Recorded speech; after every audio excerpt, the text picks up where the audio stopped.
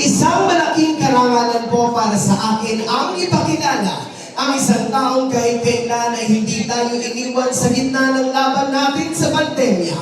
Ang isang taong tunay na nagbigay ng pagmamahal, malasakit at kalinga sa aking mga nanay at tatay. Ang batang galing sa hirap, nagsumikap. Ang batang Maynila, Yorme Isko Moreno Tomagoso.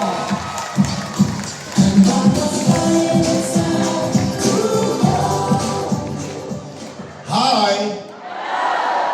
Hello! Gising po ba kayo?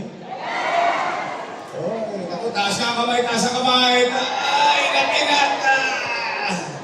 Maraming salamat. Mga nanay ko, mga tatay ko, mga lolo't lola ko, maraming salamat sa inyo sa pagtugon ninyo sa aming panyaya. Bagamat meron kayong mga gawain sa bahay, iniwan nyo yun. Dapat nga, natutulog kayo ngayong hapon. Pero, binabuti ninyong pumunta rito. Kaya mga nanay ko, mga tatay ko, mga lolo ko, at lola ko, pumanatag kayo. Hindi kayo uuwing konsumido. Opo! Dami-dami ng problema ng taong bayan. Pati ba naman problema ng mga politiko, problemahin pa ng mga kababayan natin. Tingnan ninyo, kaya lang naman ng taong bayan, kapag maghahalalan, yung mga politiko, magkakagalit. Yung magkakapit-bahay, magkakagalit din. Pagtapos ang eleksyon, yung mga politiko, bati-bati na. Yung mga magkakapit-bahay, magkakagalit pa rin. Ay, basta hindi kayo uuwi na may puot, galit, o inis. Dahil wala kayong maririnig na panira dito. Chill-chill lang tayo. Good vibes lang. Tay, kamusta kayo? Hindi salamat sa Diyos. Opo, bagay na dapat natin pagpasalamat sa Diyos. Okay, bakit? Ilang taon pa lamang ang nakakaraan. Tayong lahat natatakot na baka tayo magutom, baka tayo mamatay dahil dala ng pandemya. Kaya salamat sa Diyos, anuman ang ating kinaharap na pagsubok at patuloy nating kinakaharap na pagsubok ngayon, salamat sa Diyos, buhay tayong lahat ngayong hapon na ito. Tama ba? Habang buhay, may naman. Tay, bakit ba kayo naghahanap ng ibang mayor? Eh, meron namang mayor na nakaupo.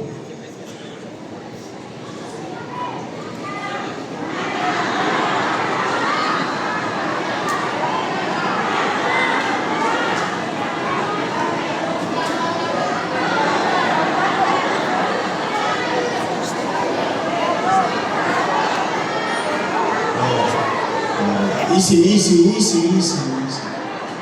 Puso nyo, nakaligit lang yan. Kaya ko yan natanong. Wala nang nag-aalala. Siyempre, nangangamba ko. Bakit? Dahil yung mga nakaupo, alaga ko yan.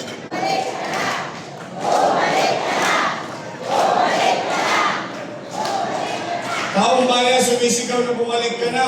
Siya, sinigawan na, huwag ka na babalik!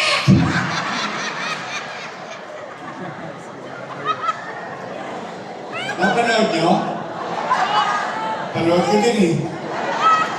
Nagulat ako eh. Para akong asawang lalaki pinalaya sa loob ng bahay. Oh, lumayas ka! Huwag ka na bumalik! Bakit sila natatakot? Bakit sila nangangamba? Hindi kahari ng taong bayan. At kami ay empleyado lang ng mamamayan. At ang kontrata namin, every 3 years. after 3 years, expire. Babalik ka ulit sa taong bayan. Tama? At sasabihin mo, pwede ba i-renew nyo yung kontrata ko? Pag sinabi ng taong bayan, approve. 3 years na ulit. After 3 years, expire. Babalik ka ulit. Ang katotohanan, kapag isang leader ay naging mabuti sa kanyang tungkulin, ipopromote pa siya ng taong bayan. Tama mali? At ang katotohanan din, kapag ang isang leader naging mabuti, naging magaling, naging mainam sa kanyang tungkulin, sa kanyang mamamayan, kahit hindi na siya makita ng taong bayan, iboboto siya ulit ng taong bayan.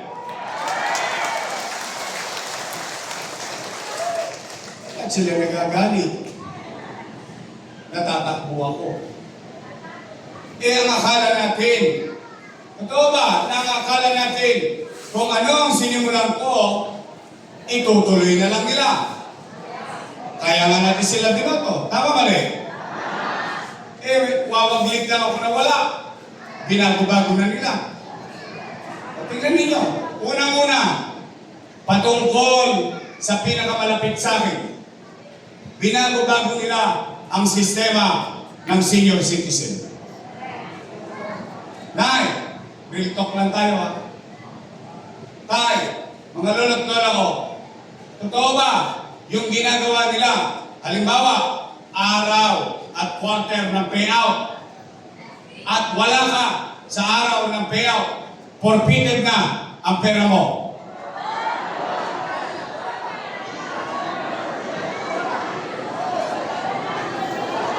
Mali yun. Bakit? O sige, alalahanin natin ha. Tulungan ninyo akong maalala natin. Wala pa naman kayong Alzheimer's, ano? Wala pa.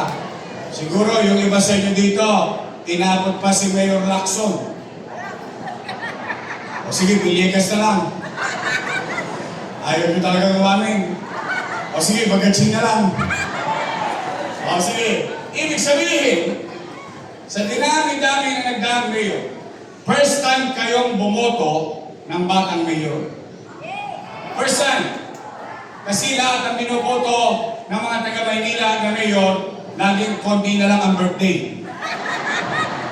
Kayo, sa batang ito, at yung batang mayor na yon, for the first time, nakapag-isip ng programa para sa mayaman, sa middle class, sa mahirap, sa may sakit, o wala, sa butante, o hindi, lahat ng senior citizen sa Maynila, buwan-buwan, may 500 pesos na pensyon. Tama ba? First time. Ngayon, anong sabi ko? Nay, tay, lola't lola ko, pumanatag kayo. Kapag hindi nyo nakuha sa first quarter, pagdating ng second quarter, doble ka. Tama mali? Pag hindi mo nakuha first quarter, second quarter, pagdating ng third quarter, triple ka. O, ano pa sabi ko? Nay, tay, huwag na kayong matataranta. Pumanatag kayo. Pag hindi mo nakuha, simulang Enero, hanggang Nobyembre, pagdating ng Disyembre, maglulubi-lubi tayo. Lubi-lubi.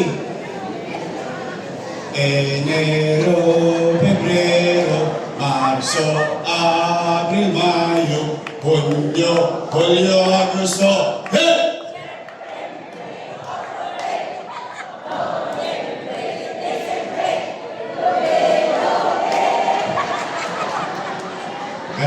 Ganado kayo ah. Anong ibig ko sabihin? Ibig sabihin, pag hindi mo nakuha Enero hanggang Nobyembre, pagdating ng Disyembre, 6,000 ka. Tama mali? Pag dalawa kayo senior sa bahay, 12,000. Ibig sabihin, hindi kinakabahan mga ngamba yung matanda dahil para lang siyang nag-iipon sa bangko at siguradong makukuha niya kahit anong oras niyang kunin sa loob ng isang taon. Eh ngayon, kinakabahan ka pa. Una, hindi mo alam kung anong araw ng payout. Tama mali? Saka ang problema natin, alam mo naman mga matatanda, malalapot ang dugo niyan. Maaga nagigising yan. Sa takot ng matanda, pagkagising sa umaga, saan niya pupunta? Chairman, balita. Wala ka, Nay. Sawi. Uwi. Tulog. Gising ulit sa umaga. Sana naman pupunta yan. Chairman, ano na? No, wala pa. Mamalas-malas mo, yung matanda, tinawagan ng apo. Lola, Lola, pasyal ka naman dito sa Cavite, namimiss ka namin. Lolo, pasyal ka naman sa Bulacan, namimiss ka na namin. Walang nagawa yung matanda. Apo yung tumawag, yung matanda, nagbakasyon. 2 days after, balik ng Baseco. Saan naman pupunta yun? Chairman, ano na? Nakulay, nagkabigayan kahapon, wala ka.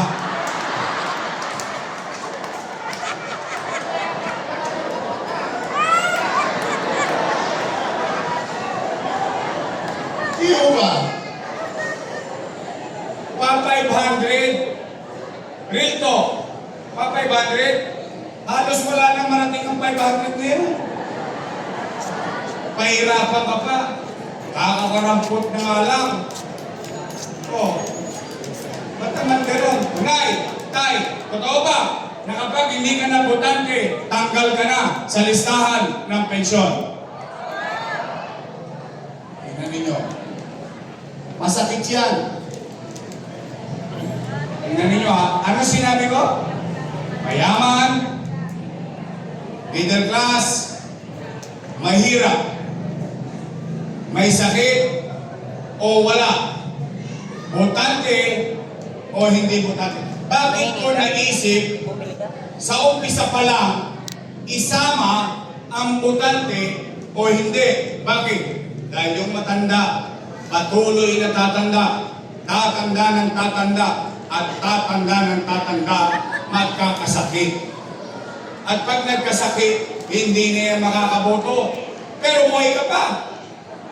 Humihinga ka pa. Tao ka pa. Mamamayan ka pa. Dahil walang boto, walang pensyon. Wow! Lupit nyo, Deng. Kaya nga inisip ko yun eh. Kasi masakit yun. Tatanggalin mo, kung mo hindi mo mapakinabangan sa boto, wala ng pensyon. Hindi tama yun. Tatanda din sila. Una-una lang yan. Mauna na sila. Totoo ba? Wala na yung brown rice saka black rice. Alam mo yung black rice na yan, may istorya pa yan. Minsan pinagalitan ako. Ang matanda sabi sa akin, ikaw hindi mo na kami mahal. Bakit po, Nay? Yung binigay mong bigas, ulit ba? Maitim na, mahirap pang lutuin. Siyempre hindi naman maintindihan ng matanda. Sabi ko, Nay, yan ang pinakamahal na bigas sa buong mundo. Kasi pinakamasustansyang kanin yan. Na kahit may diabetes ka, mag-i-enjoy ka pa rin kumain ng bigas. Sabi niya, ganun ba? Opo. Ang itim-itim, ang kunat-kunat. Tay, totoo ba? Na yung cake, naging cupcake. Totoo ba yun? Hindi nga. Baka naman sinacharot-charot ko lang ako. Totoo? Tay, totoo ba? Wala na yung gatas na insure. Wala na? Pinalitan daw ng stick o? Oo. Galit talaga sa inyo. Kaya ko nga kayo binibigyan ng gatas para humaba buhay ninyo eh. Ang binigay naman sa inyo, diabetes. Tingnan ninyo. Tay. Kakarampot. Pensyon. allowance, birthday cake, Christmas gift, yung mga matatanda sa akin. Bakit? Alam niyo bakit? Kasi, konti na lang ang birthday nyo.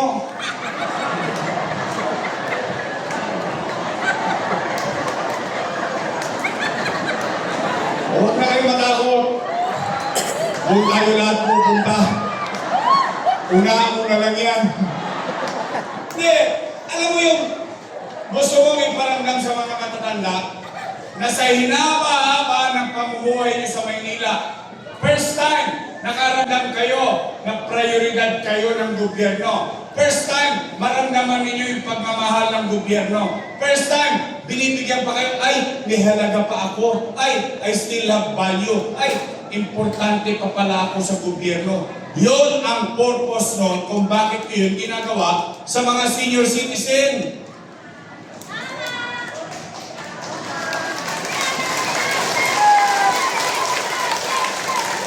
Bakit kailangan nilang bago-baguhin? Bakit pag sa senior citizen, pahirap ng pahirap, pawala ng pawala, pakonti lang pakonti. Pero kung makapagsumba sila sa Roas Boulevard linggo-linggo, milyon-milyon ang gastos. Magpasususi sila sa City Hall, milyon-milyon ang gastos. Pagdating sa matanda, walang pera. Lilimandaan na nga lang eh. Sa totoo lang. Iniyayapang nyo nga lang yun eh.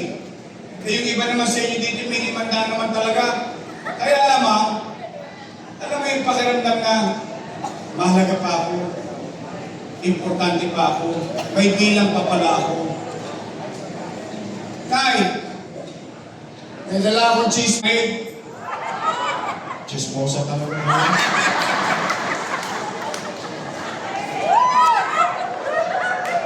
Oh, nabalitaan ko. Mukhang alam niyo na rin to. Sabi nung nakaupo, gagawin na raw 1,000.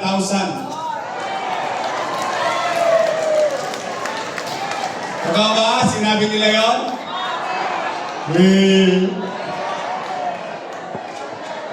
Sabi naman ng isang kandidato, gagawin daw 2,000.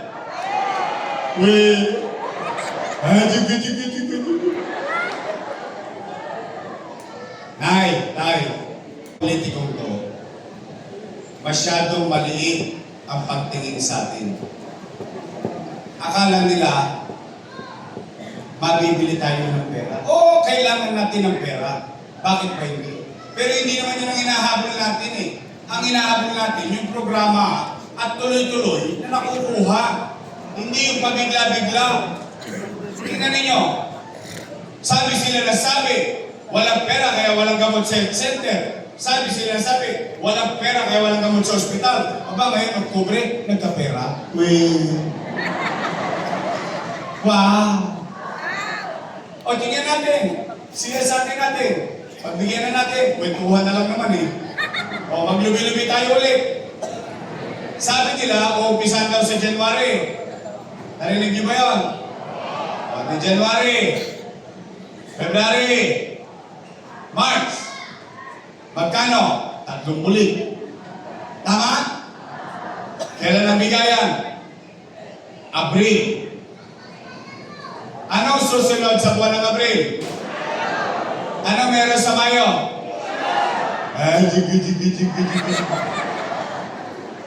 Siguro naman naintindihan nyo kung bakit ngayon lang nila ginagawa yun. Ano? Naunawan nyo? Basta ako, matanda na kayo. Alam nyo na ang tama at mali.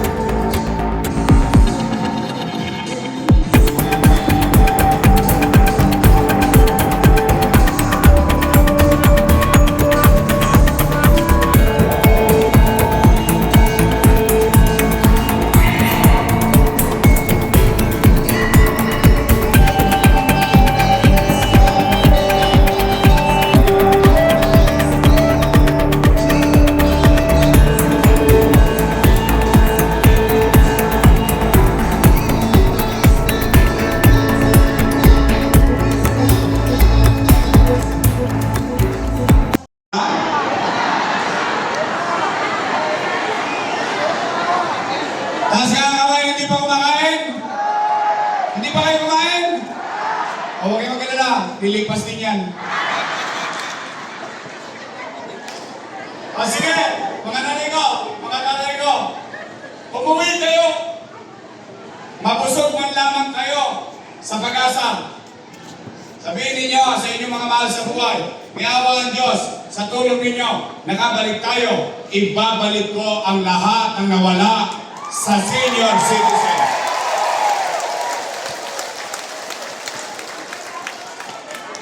Pangalawa, Nay, totoo ba na kapag pupunta ka sa health center, kailangan naka-online schedule ka pa? Wow! Sosyal! Ano, St. Luke's?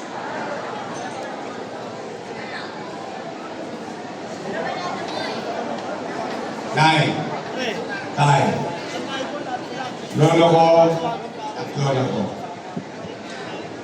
Diyan yung mahalata na ang leader hindi niya nauunawaan ang katayuan ng kanyang mamamayan. Bakit? Online. Schedule. O sige, pagbigyan natin. Una, ano ang kailangan mo sa... Ano? Libre ba cellphone? Toskas ka. Pangalawa, ano kailangan mo? Load. Libre ba load? Toskas ka. Pangatlo, pinakamalapit. Hindi ka marunong mag-online.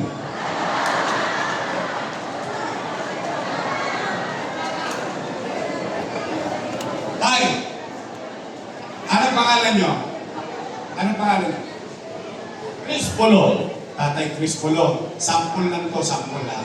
Total, kwentuhan lang to. Hindi to mangyayari sa'yo. Pero sample lang. Halimbawa, isang araw si Tatay Chris Polo, hinahapo.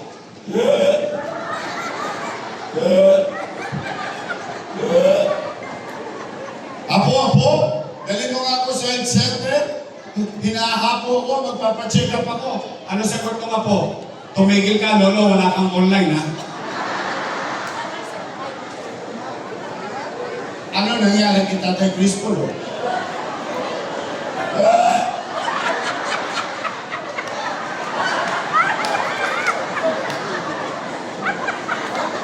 Kunin mo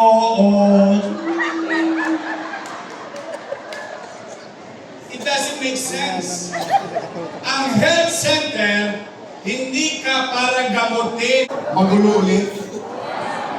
Totoo, napapansin nyo? Dumigiling, dumudugyot. Nay, tay, tingnan ninyo.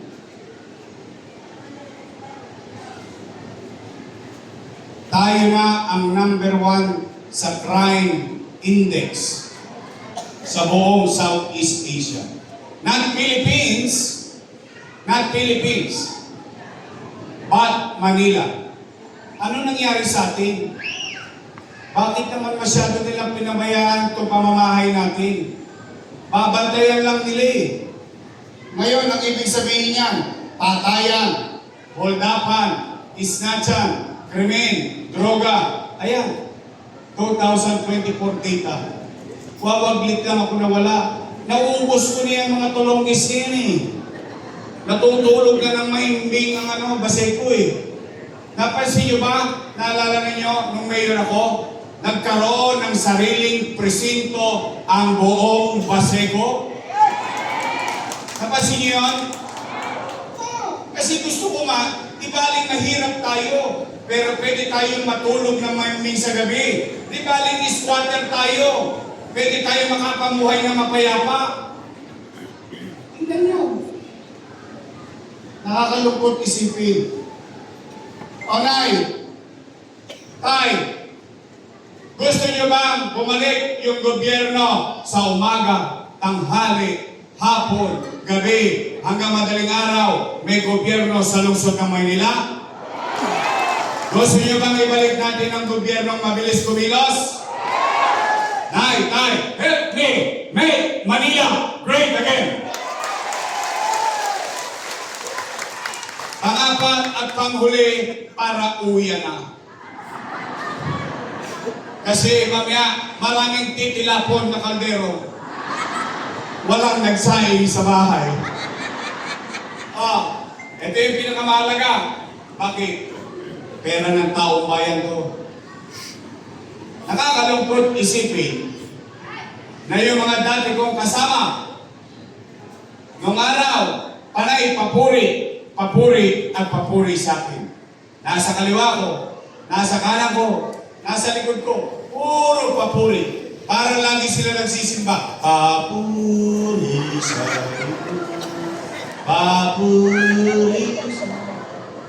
Ngayon, ako na pinakamasama sa paningin nila.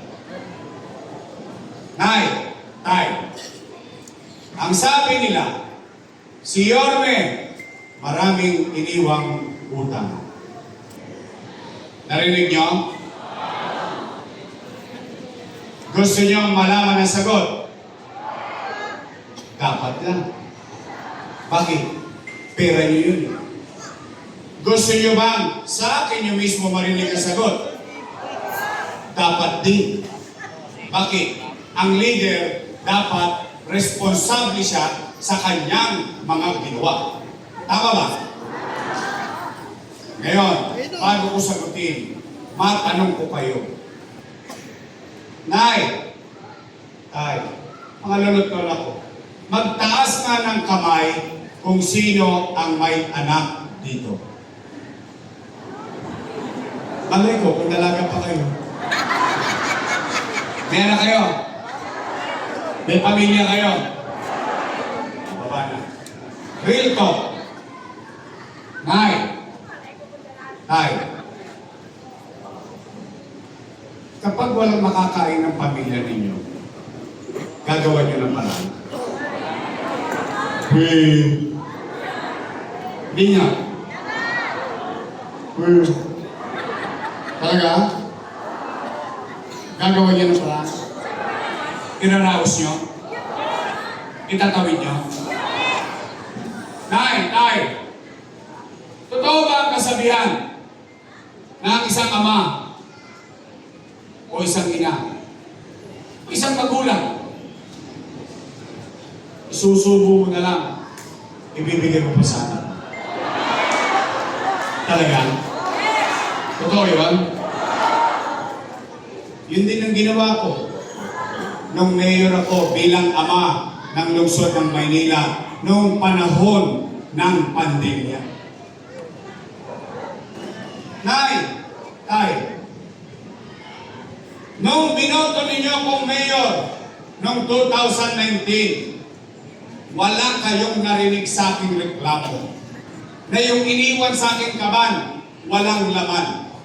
Why? You elected me already and I took the responsibility.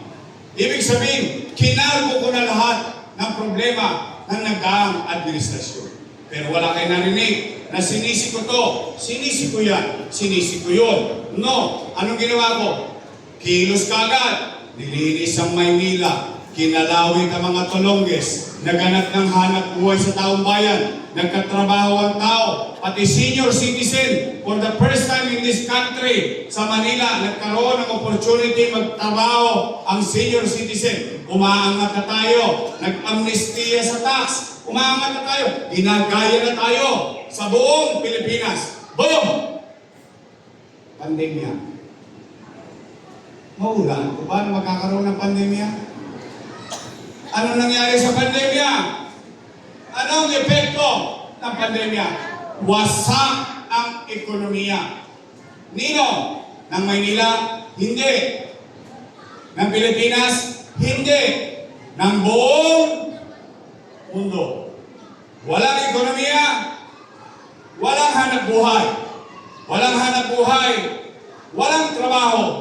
Walang trabaho, walang pizza. Walang pizza, walang chicha. Tama mali? 3 months. Sinasabi ninyo. Kung totoo itong sinasabi. 3 buwan. Hindi ko inuwian ang pamilya ko. Not a single day. Single night. O kahit 1 oras lang. Silipin ko pamilya ko. Hindi. Bakit? Nag-aalala 2 milyong bibig. 2 milyong Manileño umaasa sa kanyang gobyerno. Ano ba sila yung magugutom ng may sakit? Mamamatay ng may sakit? O mamamatay ng gutom o dilat ng mata? Nag-aalala ang tao. Anong sinabi ko? Tay, tingnan niyo yung Facebook ko noong mga panahon na yun. Ano sabi ko? Mga lola ko, mga batang Maynila, pumunatag kayo.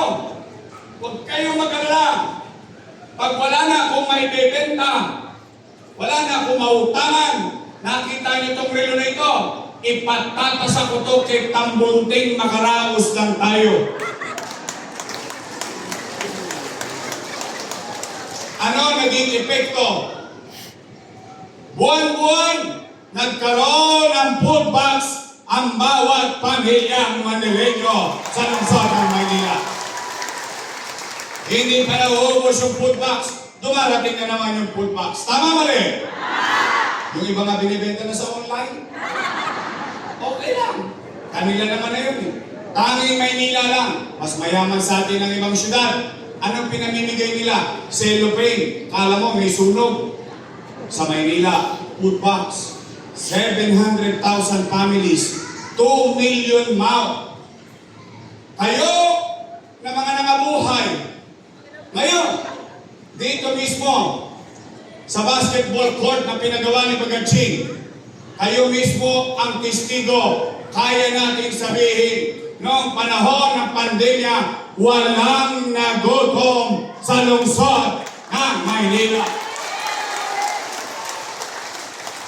Tayo lang, siyasatin ninyo ito. Tayo lang, tanging siyudad, 1,600 plus, ang tanging nakabili ng sarili nating bakuna. 500,000. Walang pinayagang ibang siyudad. Maynila lang. Higa! Gusto niyo ako bumalik? Taas ka na kamay na gusto ko bumalik! Promise! Next man! Namatay ba sila? Joke lang. Eh, ayaw ko kayong madisgrasya. Ayaw kausap ko eh. O sige. Tay, I have to be honest ha. Gusto ko lang lagi maging tapat sa inyo, transparent. Okay, dinidinig ko ang panawagan niyo. Ito, kung sakali sa pagbabalik ko, hindi magiging madali. Alam niyo bakit? Winasak na ulit ang gobyerno. Wala naman eh. Pero pumanatag kayo. Kung nagawa ko na dati, gagawin ko ulit. Okay? Mahirap. Hindi siya madali. Gusto ko lang tapat sa inyo. Pero huwag kayo mag-alala. Sanay ako sa hirap. Maniwala kayo. Mas mahirap mag-drive ng sidecar. 3 pasahero mo, 3 piso lang isang ulo, ang lalaki pa ng puwet. Totoo naman. Nung araw, 3 piso lang isang ulo eh. Tama ba? Nung araw, wala namang kuliglig eh. Padjak lang ng araw. O sige. Pero, meron ako isang request. Pwede mag-request? Pwede. Promise? Pwede ba mag-request straight? Uy! Uy! Mag-ingat kayo. Baka mamaya politiko din kayo. Tandaan ninyo, baliktad na kayo. Dati politiko nangangako. Kayo ngayon nangangako. Sisingilin ko kayo, mga taga-Paseco. Pagtapos ng eleksyon, bibili ako ng dividendaso. Bubuksan ko yan. Titingnan ko kung may prueba. O pag kayo nagtotoo, sa sinabi nyo, straight. After election, ako naman ang singilin ninyo. Promise straight. Monyo Pango! Seth Loviano! Tolmac Ignacio! JB Ison.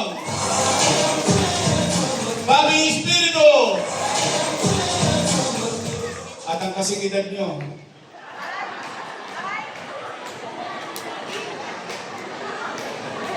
Chris Pulo! Si Tatay Chris Pulo, hinapol. Ang ating national, balik ang babalik, Che Parameo! Okay no, sa congressman, dalawa lang pagpipilian ninyo. Chinese o Bombay.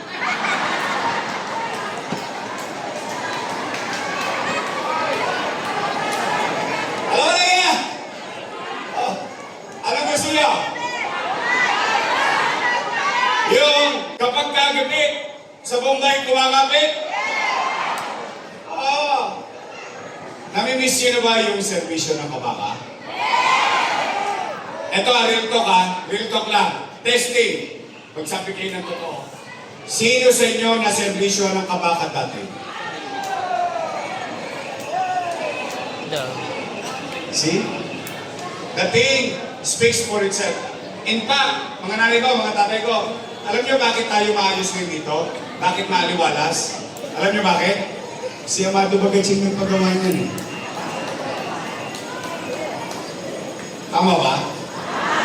Nay, ibalik natin ang serbisyo ng kabaka sa 5 distrito. Ang ating congressman, Amado Bagatsing!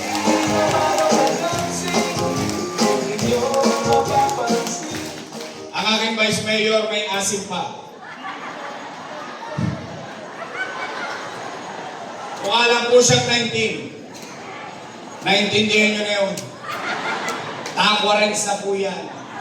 Hindi na po yan dalaga. Dalang-dala. Ang tatay niya naging magaling na vice mayor. Siya ay aral sa kanyang tatay bago naging mayor. Ang ating vice mayor, Chi Atienza!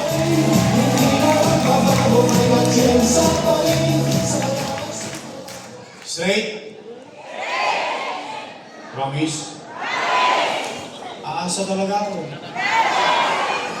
Talaga?